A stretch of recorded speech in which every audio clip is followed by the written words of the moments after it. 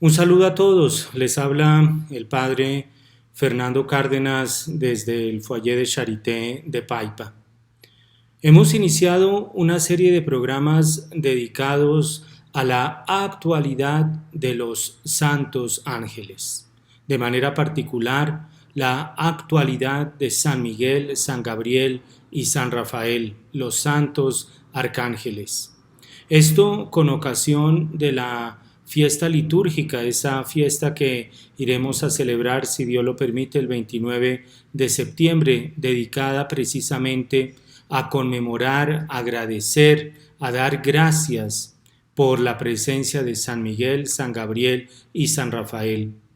Pero también nos ha animado la memoria del 2 de octubre, la memoria de ese gran compañero y amigo nuestro ángel de la guarda, que iremos a celebrar, repito, el día 2 de octubre.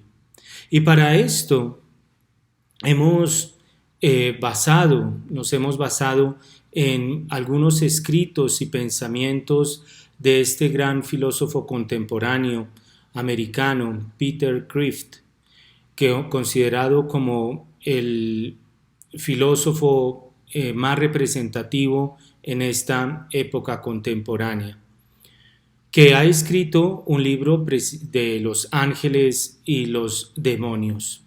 Y allí Peter Kreeft nos dice, y en otras obras como Los pilares de la incredulidad, que nos ha servido como base para realizar estos programas, Peter Kreeft nos menciona que es necesario primero reconocer que estamos en una batalla espiritual. Una batalla espiritual que también debemos reconocer contra quién es que estamos peleando, porque pareciera que los enemigos somos nosotros mismos, mientras, en palabras de Peter Kreeft, los espías del enemigo han penetrado a la iglesia. Estamos nosotros, hay veces pensábamos, no, esas discusiones bizantinas que los musulmanes estaban invadiendo y los obispos en ese momento estaban discutiendo de cuántos ángeles cabrían en la punta de una aguja. Pues bueno, nosotros hay veces que estamos en unas discusiones bizantinas y los espías del enemigo, como los llama Peter Kreeft, han entrado a la iglesia y están entrando a la iglesia.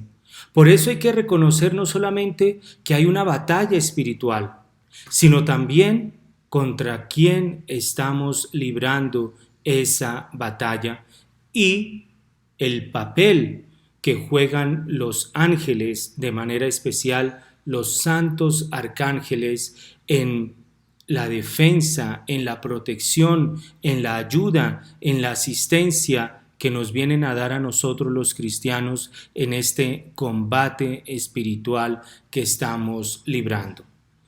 Peter Kreeft, en alguna de sus obras, él menciona que cuando hablamos de batalla espiritual, no es simplemente, o mejor, no es que estemos pensando, por ejemplo, hace poco que estábamos conmemorando esa fecha fatídica del 11 de septiembre, ese día en que las Torres Gemelas en Nueva York pues fueron derrumbadas con esos ataques suicidas. Peter Kreeft dice, no pensemos en una batalla espiritual como simplemente que la civilización occidental va a morir o que vamos a sufrir ataques como los de las Torres Gemelas, o que, porque ha entrado eso y de hecho hay inclusive sacerdotes que promueven esto de lo que se llaman refugios, donde hay que llenar depósitos, construir depósitos subterráneos llenos de comida, llenos de pilas, de radios, de linternas, porque vienen los 3 días de oscuridad. No hay que dimensionar y no hay que pensar una guerra que es espiritual de esta manera. Porque Peter Kreeft, y es muy claro, y es algo con lo cual yo estoy totalmente de acuerdo. Cuando hablamos de librar una batalla espiritual, estamos hablando, estamos comprometiéndonos con la salvación de las almas. Que las almas se salven y para toda la eternidad. Es decir, nos referimos y buscamos la salvación eterna.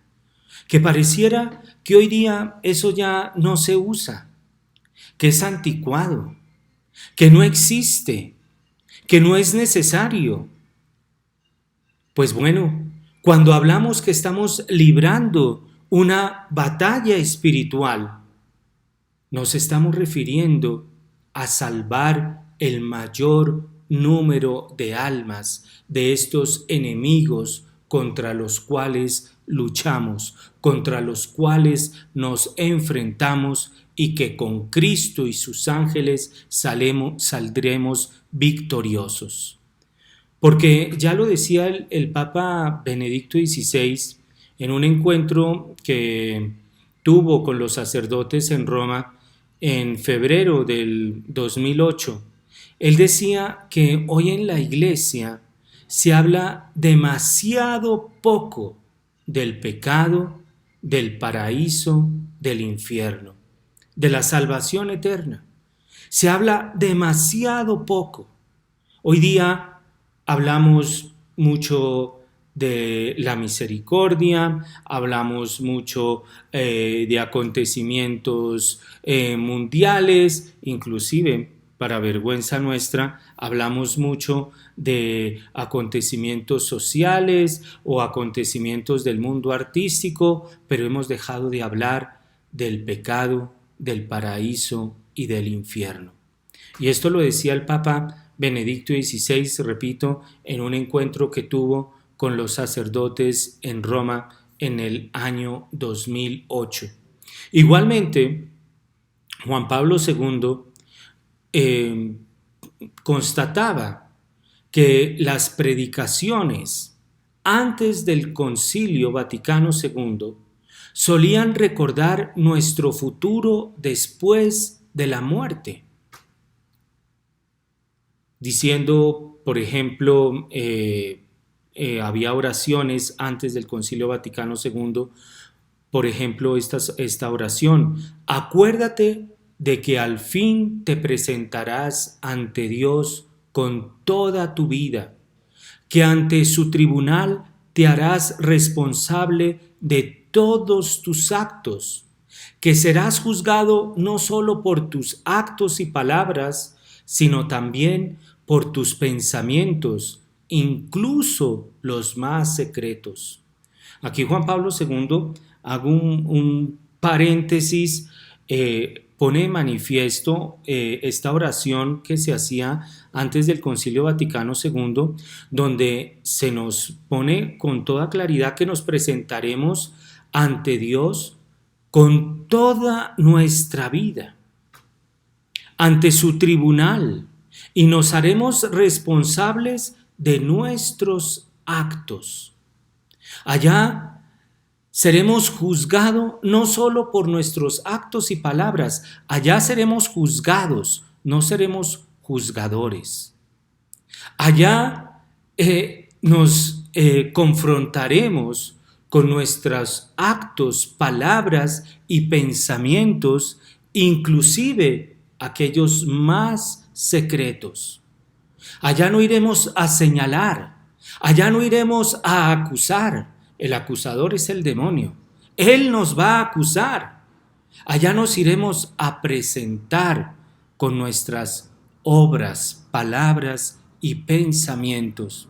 Y el Concilio Vaticano II ponía de presente, antes del Concilio Vaticano II, acuérdate. Es necesario que nos acordemos Y Juan Pablo II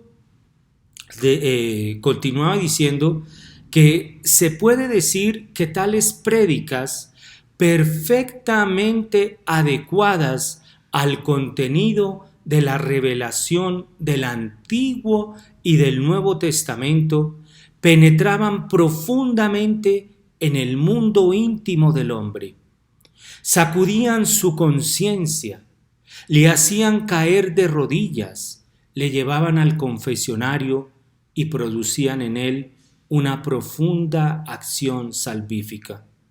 Son palabras de Juan Pablo II en ese escrito, Cruzando el umbral de la esperanza. Es decir, no eran prédicas que ocasionaban miedo, que ocasionaban traumas psicológicos. No, Juan Pablo II decía, en primer lugar, ese tipo de prédica está concorde a la revelación del Antiguo y Nuevo Testamento.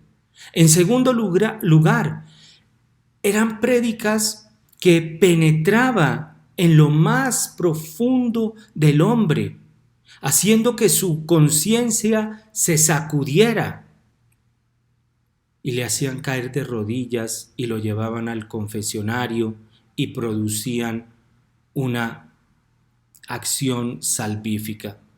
Uno lee, por ejemplo, las homilías. Yo tengo, por gracia de Dios, la colección completa de no sé, en este momento ya entré en duda, pero tengo una colección sobre las homilías del santo cura de Ars.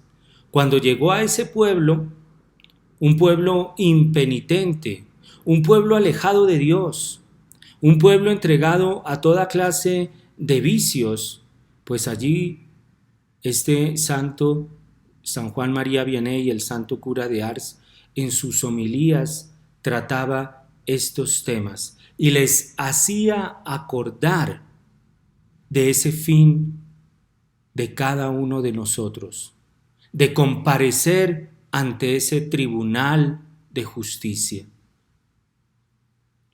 El hombre, y esto citando a Juan Pablo II, en una cierta medida está perdido. Se han perdido también los predicadores, los catequistas, los educadores, porque han perdido el coraje de amenazar con el infierno, palabras de Juan Pablo II, y quizá hasta quien los escuche haya dejado de tenerle miedo. El hombre de la civilización actual se ha hecho poco sensible a las cosas últimas. La escatología, ese tratado de la teología que precisamente trata sobre las realidades últimas, la escatología se ha convertido, en cierto modo, en algo extraño al hombre contemporáneo. Interesante. Allí Juan Pablo II nos habla a los predicadores, los catequistas, los educadores y señala una de las raíces por las cuales el hombre en cierta medida está perdido es porque se ha perdido el coraje, dice él, de amenazar con el infierno.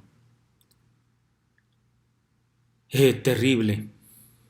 Hablamos muy bien y estamos muy informados, y lo digo por mí en primer lugar, y que Dios tenga misericordia de mí y envíe su espíritu de fortaleza para predicar sobre estas realidades últimas, porque está en juego la salvación de las almas y para toda la eternidad.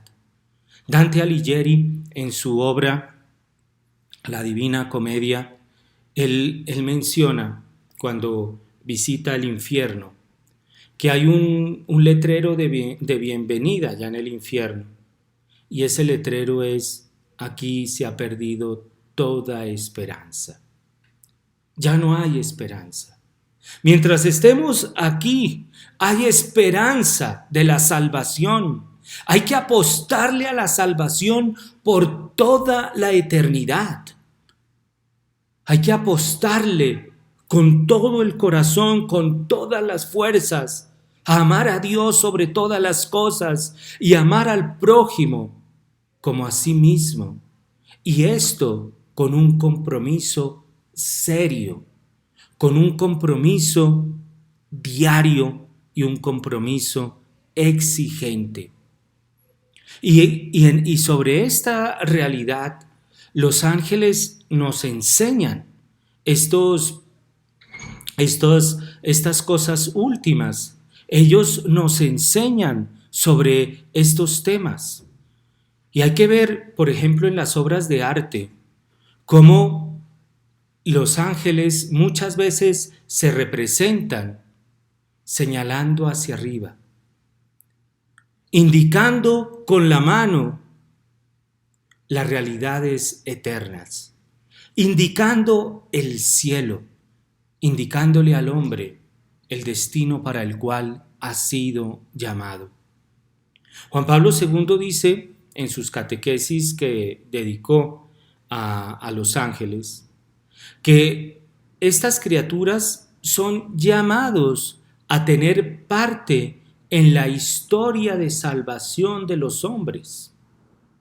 Karl Rahner, el teólogo, él dice que nada, y esto también lo dice la tradición de la Iglesia, nada de lo que afecte al hombre es ajeno a los ángeles. La salvación eterna del hombre, ¿cómo va a ser ajena a los santos ángeles, aquellos que vieron a hermanos suyos caer en el infierno, rebelarse contra Dios, rechazar la salvación que Dios les daba, rechazar el proyecto salvífico de Dios? ¿Cómo no les va a interesar a los ángeles salvarnos cuando ellos mismos han visto las consecuencias nefastas y desgraciadas, es decir, sin gracia, que han tenido los demonios, los ángeles caídos? Ya lo dice la carta a los Hebreos en el capítulo 1, versículo 14. ¿Acaso no son todos ellos, refiriéndose a los ángeles? Hebreos capítulo 1, versículo 14. ¿Acaso no son todos ellos espíritus administradores enviados para servir a favor de los que han de heredar la salvación? Ellos han sido enviados para nosotros, para poder heredar la salvación. Y vienen a servirnos para poder heredar la salvación. Ya, por ejemplo, aquí el catecismo de la Iglesia Católica, lo leo, se menciona el ángel de la guarda. El ángel de la guarda en el catecismo, en el numeral 356, aparece el ángel de la guarda. Y los ángeles, dice el Señor en el libro del Éxodo, Éxodo capítulo 23, versículos 20 a 23, dice: He aquí que yo voy a enviar un ángel delante de ti para que te guarde en el camino y te conduzca al lugar que te tengo preparado. Pórtate bien en su presencia y escucha su voz. No le seas rebelde, que no perdonará vuestras transgresiones, pues en él está mi nombre. Si escuchas atentamente su voz y haces todo lo que yo diga, tus enemigos serán mis enemigos y tus adversarios mis adversarios.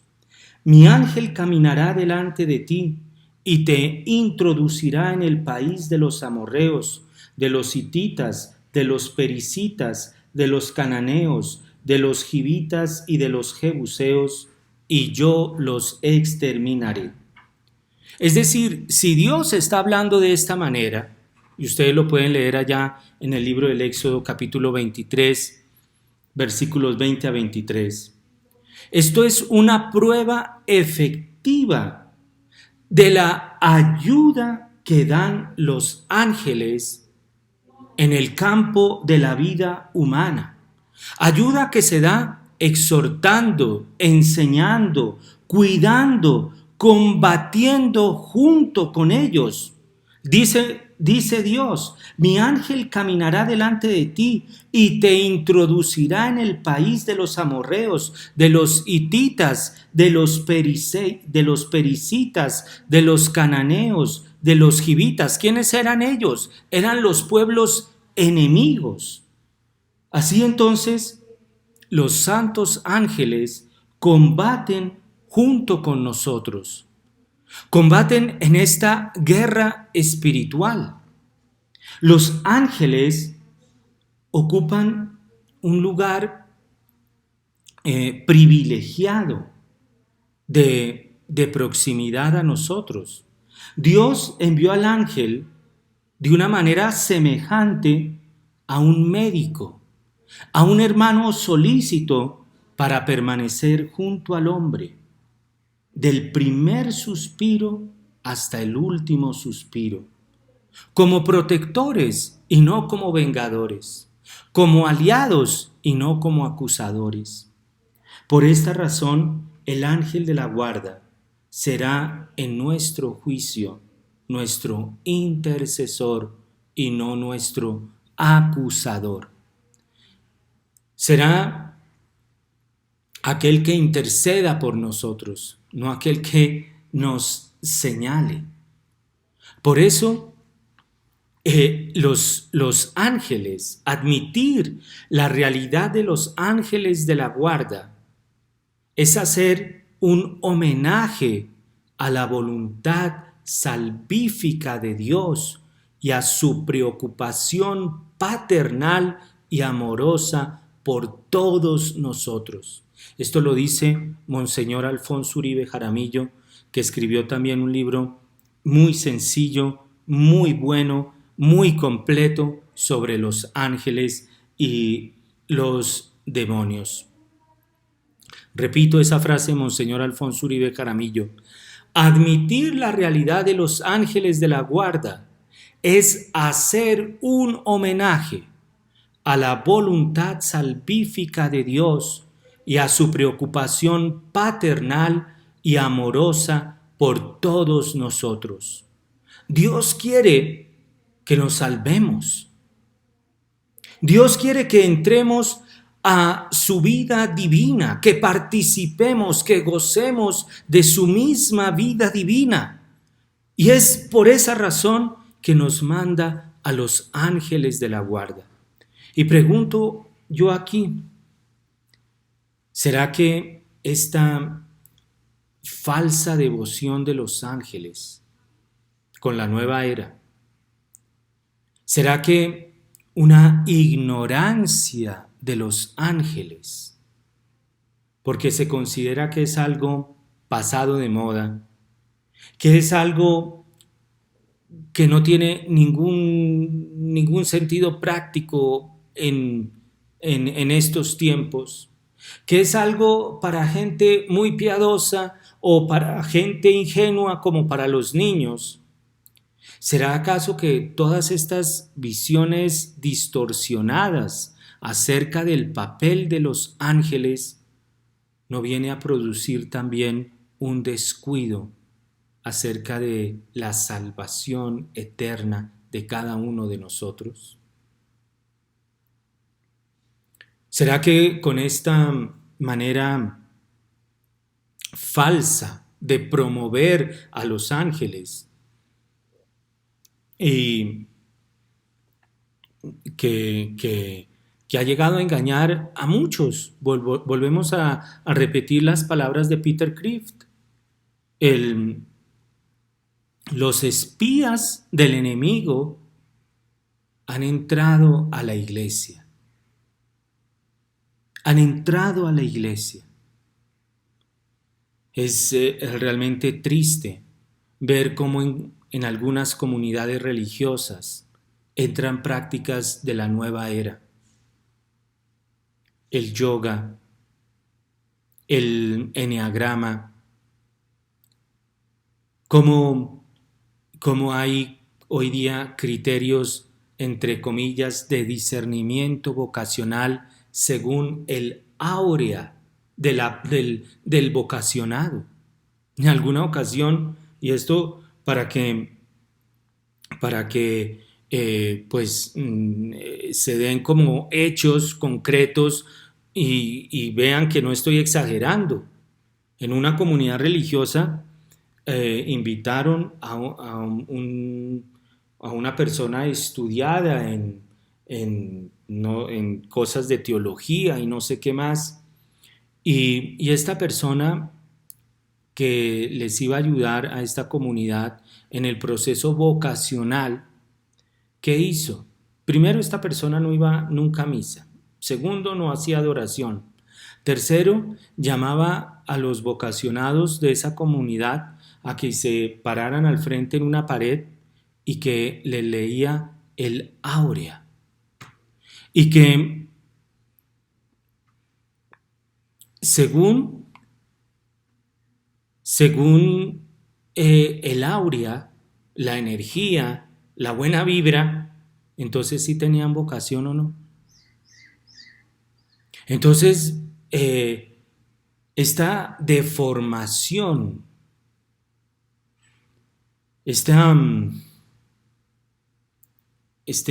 perdón la palabra, esta prostitución de los ángeles no nos ha llevado a una falsa idea o a un desconocimiento del destino de cada uno de nosotros. Porque si los ángeles, estos compañeros que Dios nos ha dado por guías, protectores, compañeros, apuntan al cielo, apuntan a la realidad eterna, entonces los otros ángeles, los enemigos contra los cuales luchamos, ¿hacia dónde apuntan? Los santos ángeles apuntan al cielo, los demonios ¿para dónde apuntan? El ángel de la guarda, los santos arcángeles apuntan hacia su patria, que es el cielo. Y así lo dice el catecismo de la Iglesia Católica cuando habla precisamente del cielo. ¿Qué se entiende por cielo? Y dice, el cielo es una primera acepción, el cielo es el lugar donde viven los santos y los ángeles. Si los santos ángeles apuntan a su patria, que es el cielo, los demonios apuntarán también a su patria, que es el infierno. ¿Y tú por quién te dejas apuntar? Los ángeles se preocupan. Son mensajeros de esa preocupación paternal y amorosa que Dios tiene por cada uno de nosotros, por nuestra salvación.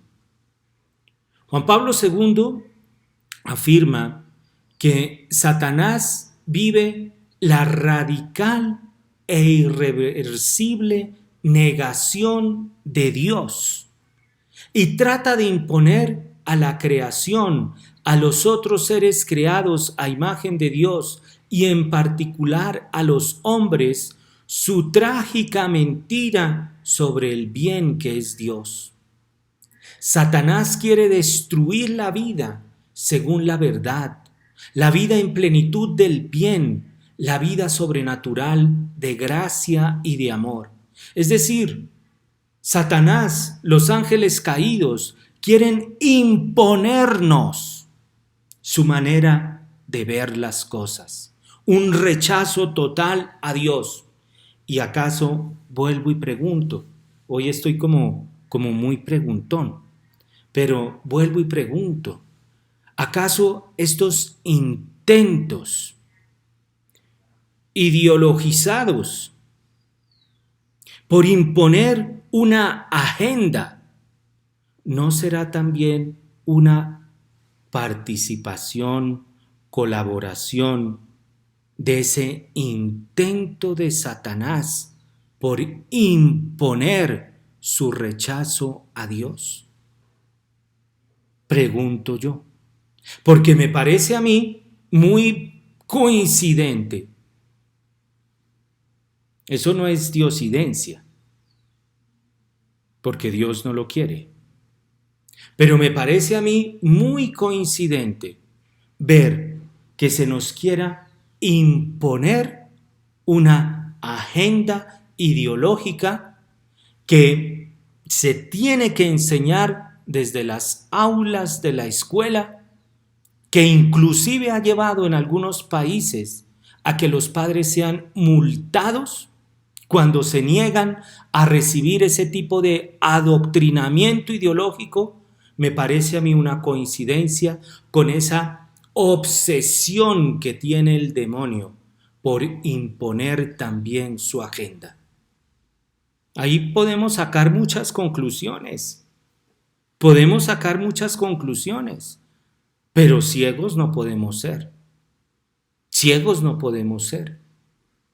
Vamos a un breve corte musical y ya regresamos.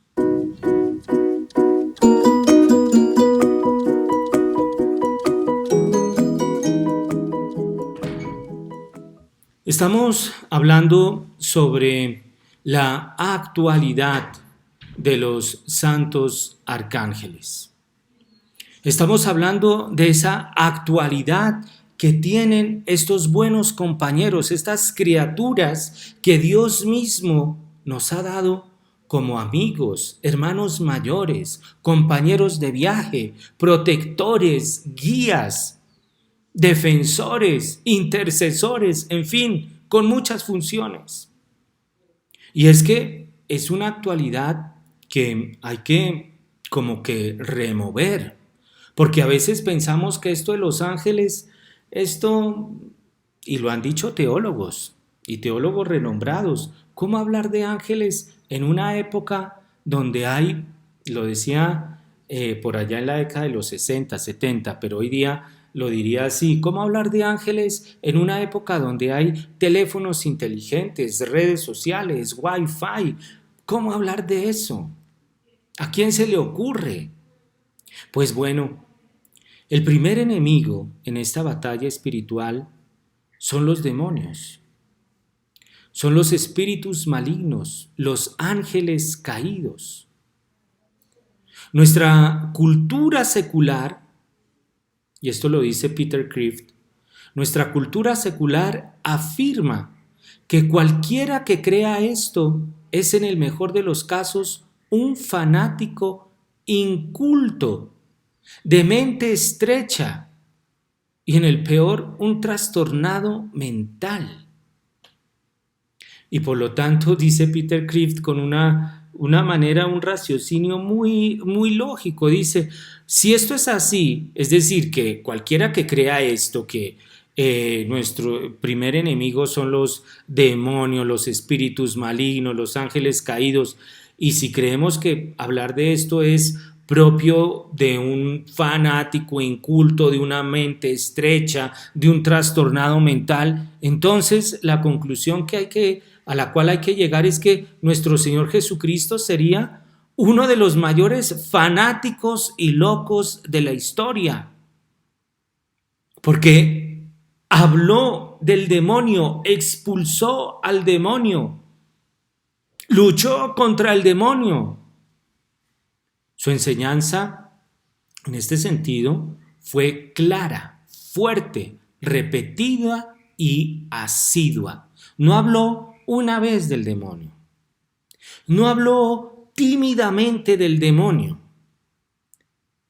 No dijo, eso son cosas psicológicas, cuando, por ejemplo, le iban a presentar a un joven que era poseso por un demonio y que el demonio lo botaba al suelo y lo arrojaba al fuego. Nuestro Señor no dijo, no, eso es un fenómeno psicológico, es esquizofrenia, no, lo expulsó al demonio, ordenó a los demonios que se callaran, tuvo una lucha contra el demonio que los textos lo presentan desde su nacimiento, cuando Herodes lo quiso matar. Es la acción del demonio, que es nuestro primer enemigo. Dice el primer concilio de Braga: si alguno pretende que el diablo no ha sido antes un ángel bueno hecho por Dios, y que su naturaleza ha sido obra de Dios, sino que ha salido del caos y de las tinieblas, y que no existe un autor de su ser, sino que él mismo es el principio y la sustancia del mal, como dicen Mani y Prisciliano, sea anatema. Es decir, aquel que afirme que hay dos principios, y esto en la nueva era, el yin y el yang, el bien y el mal, eso se sale de la fe católica. Solamente hay un Dios. El demonio no es uno igual a Dios. Una fuerza del mal contraria a Dios. Y esto, vuelvo a citar aquí algunas experiencias. En alguna ocasión, una persona comentó, había ido a una misa y comentó que el día anterior había ido donde el brujo. Y le dije, pero usted ayer estuvo donde el brujo, hoy está aquí en la misa. ¿Qué? Me dijo, no. Es que ahí sí, como dice el dicho, tener una vela prendida a un santo y al demonio. Esto no va con nuestra fe. ¿Qué decimos en la profesión de fe? Creo en un solo Dios, en uno solo. Solamente hay un Dios. También el Concilio Vaticano II afirma en Gaudium et Spes numeral 37, en este documento Gaudium et Spes numeral 37, dice: a través de toda la historia humana existe una dura batalla contra el poder de las tinieblas que, iniciada en los orígenes del mundo, durará hasta el día final. Una dura batalla que durará hasta el día final. El cristiano que no quiera batallar ya está muerto. Ya está muerto. Ya está muerto. También Pablo VI, en el 15 de noviembre de 1972, cuando en su catequesis explica sobre esta parte del Padre Nuestro, líbranos del mal, dice: el mal en el mundo es ocasión y efecto de una intervención en nosotros y en nuestro mundo de un agente oscuro y enemigo. El mal no es solamente una deficiencia, sino un ser vivo, espiritual, pervertido y pervertidor.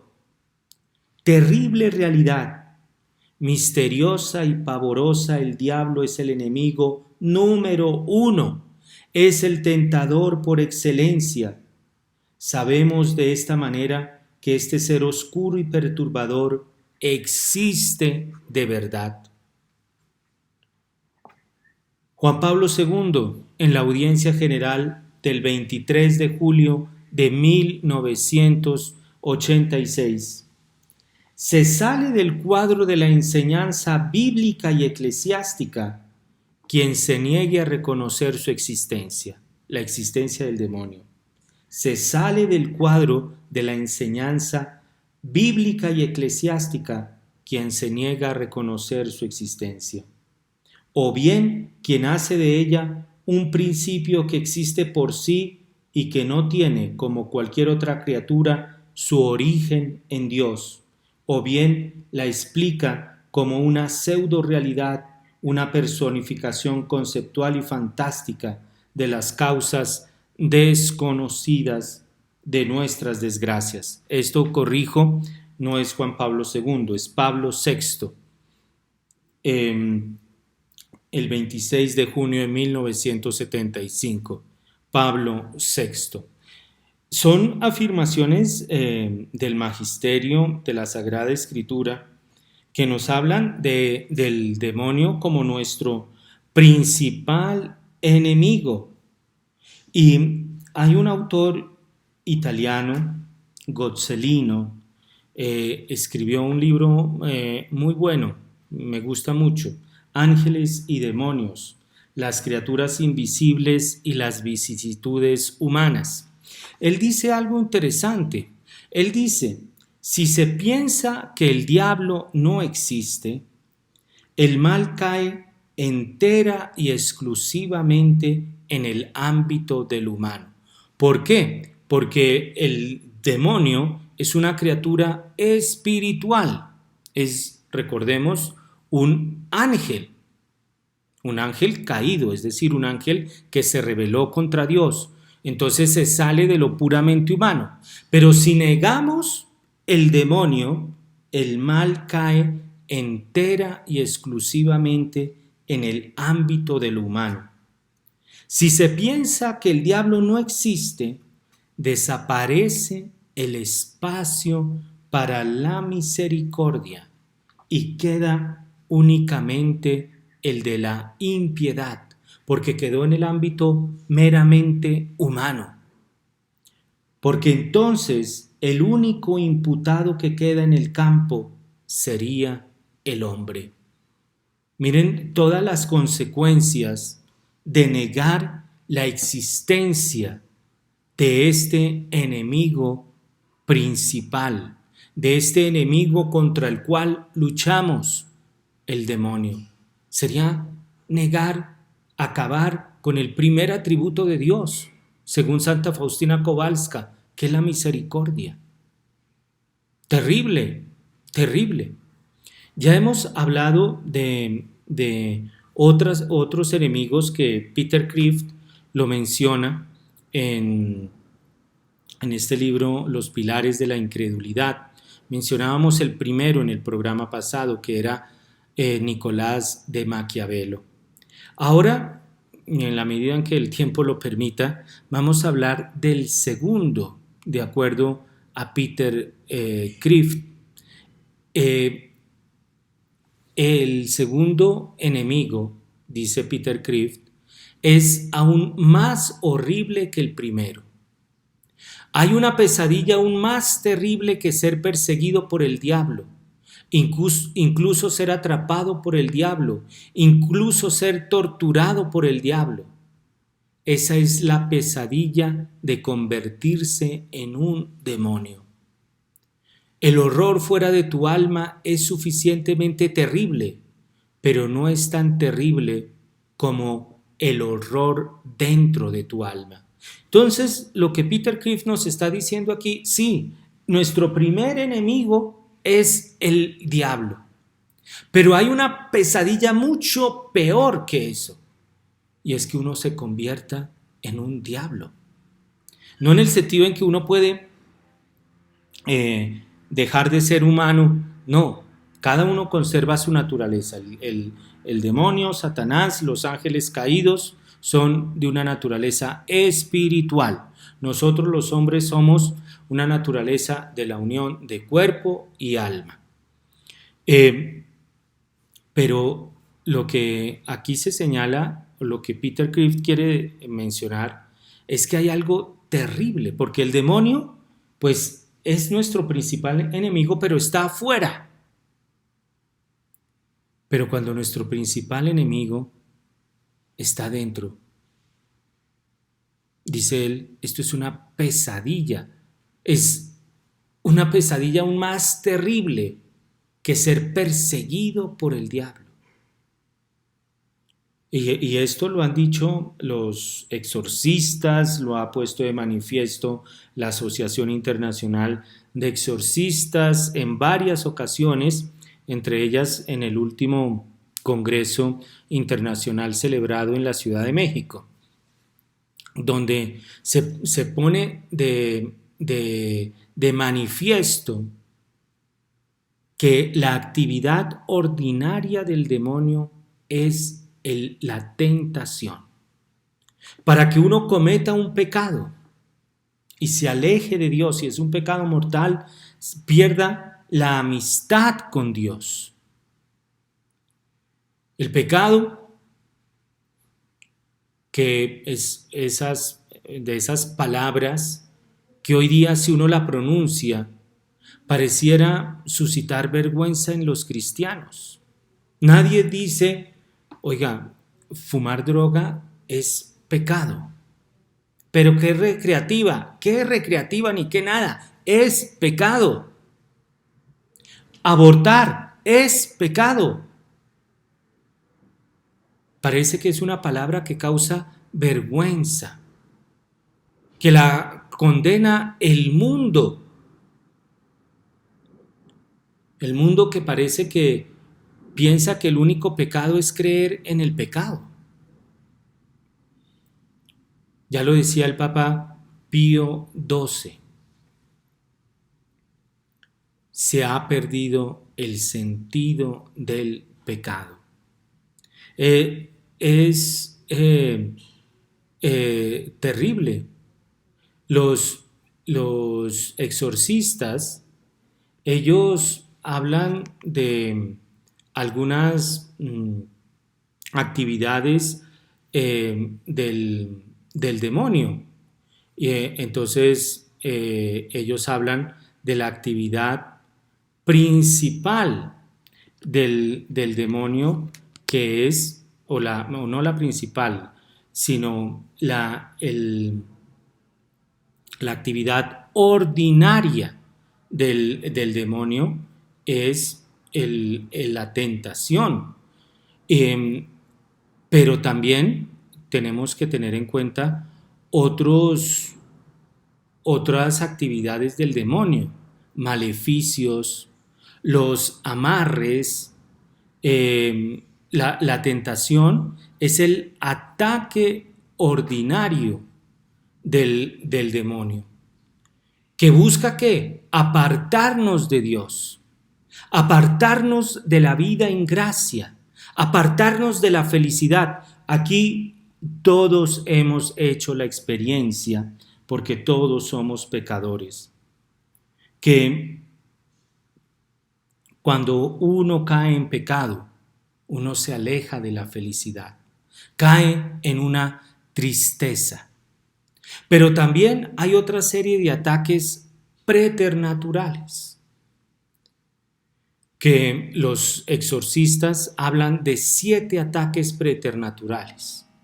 Está, por ejemplo, la infestación de lugares, de objetos, que se usan instrumentos para dañar a las personas, se usan plantas, animales. Esa es una, la infestación de lugares, de objetos. Otro ataque del demonio es la vejación, que consiste en ataques a nuestro entorno mediante golpes, accidentes, empujones inexplicables. Es lo que le pasaba, por ejemplo, al Padre Pío o al Santo Cura de Ars, que el demonio les pegaba. Es la vejación. La primera, entonces, la infestación; la segunda, la vejación; la tercera, la opresión. Es un ataque que descompone el cuerpo y se manifiesta, por ejemplo, en enfermedades que no tienen una explicación natural, que no tienen una explicación médica. El cuarto, la obsesión diabólica, que es un ataque contra la psiquis de la persona. Es un ataque en el plano mental, en el plano intelectual, donde se empieza a tener ideas obsesivas que no son de origen natural, personas obsesionadas, por ejemplo, eh, con, con la condenación. Y está otro tipo de ataque del demonio, que son los amarres, que ya no es en el plano de las ideas, ya no es en el plano intelectual, sino que es en el plano de las emociones. Cuando se acude al demonio para obtener el favor afectivo de alguien y atarlo emocionalmente.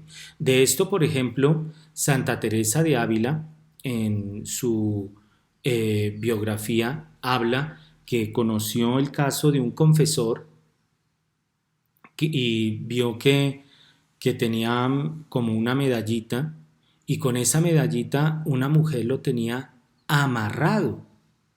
Era un amarre que ya no actúa sobre la inteligencia racional, sino sobre las emociones, sobre la afectividad.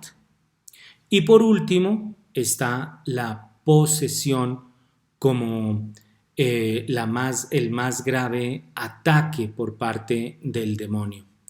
Pero vamos a seguir hablando de otra serie de ataques del demonio, los espías del demonio. Ya mencionábamos a Nicolás de Maquiavelo. Vamos a continuar hablando de estos espías que han penetrado en la iglesia. Un cordial saludo, un feliz día para todos, y si Dios quiere, continuaremos hablando de la actualidad de los santos ángeles. Que Dios los bendiga.